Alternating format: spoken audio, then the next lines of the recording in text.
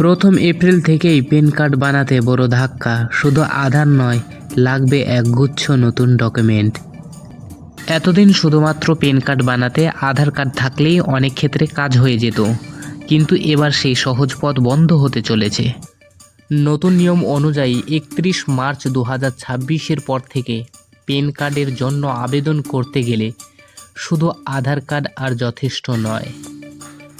Pan card আবেদনের জন্য কোন কোন ডকুমেন্ট বাধ্যতামূলক তা বিস্তারিত শুনুন এই ভিডিওর মাধ্যমে। জন্ম শংসাপত্র, ভোটার আইডি কার্ড, মাধ্যমিক মার্কশিট বা পাশের সনদ, ড্রাইভিং লাইসেন্স, পাসপোর্ট, ম্যাজিস্ট্রেট দ্বারা স্বীকৃত অ্যাফিডেভিট। এই ডকুমেন্টগুলির মাধ্যমে আবেদনকারীর জন্ম তারিখ যাচাই করা হবে। কেন্দ্রীয় সরকার থেকে কেন এই পরিবর্তন আনা হয়েছে? সরকারের মতে শুধুমাত্র আধার কার্ড নির্ভর যাচাইয়ের ফলে কিছু ক্ষেত্রে জাল বা ভুল তথ্য জমা পড়ার সম্ভাবনা থাকছে।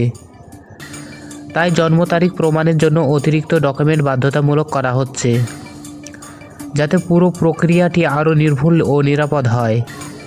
সব মিলিয়ে প্রথম এপ্রিল থেকে প্যান কার্ড তৈরির নিয়ম কঠোর হতে চলেছে।